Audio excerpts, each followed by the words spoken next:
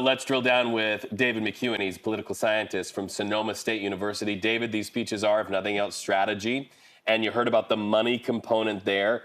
The president really had to accomplish a few key things. What do you think he went in from bullet point to bullet point where strategy is concerned that he needed to accomplish? Look, there's a pomp and circumstance around the State of the Union, which in some ways may have outlived its usefulness, but it's a long-running tradition, and that tradition collides with the conditions of today. The 2024 general election is going to be divisive. We all know that. It's going to be the most important American election since perhaps 1860. So this was a speech that was less about pomp and circumstance and more about a list of things, especially related to the general election. That means it was highly political and highly partisan. Part of that, though, is you have to appeal to the middle.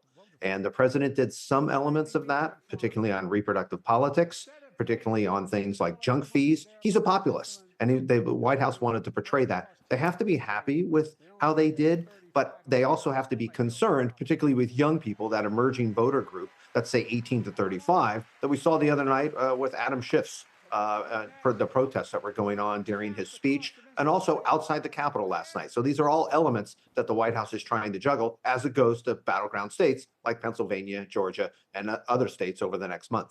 You mentioned appealing to the youth. It felt like Biden had a lot to prove going into last night's address. So in your opinion, what was the highlight or the big moment of the night for Biden?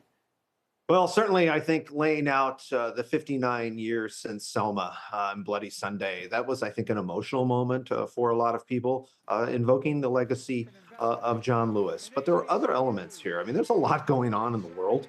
The president specifically didn't ask Republicans to join him about passing the Ukraine bill. I think that was an absent kind of moment. He did talk about the importance of that, talked about Putin and Russia, talked about China, but you have to worry about laying out a laundry list of different things to different groups and at the same time making an appeal. Because while the general election is going to be about, say, guns and reproductive politics and the chaos of Trump, for Democrats, it's also going to be about the pocketbook for all voters, regardless of voter segment. So you have to talk more and more about the economy. With the jobs report this morning, that's going to set Wall Street back a little bit. So we're paying attention to all of this. They're going to have to return to some of those bread and butter issues over the next couple of weeks and months.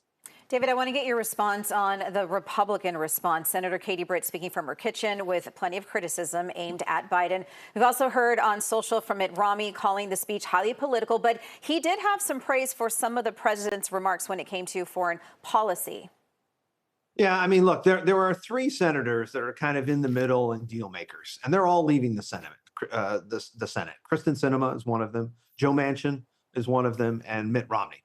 And Mitt Romney did see a partisan speech, but he also understands that there are deals to be had here. And the most recent deal around the border, which the president did talk about last night and kind of teased Republicans about, that is going to be used certainly by the GOP.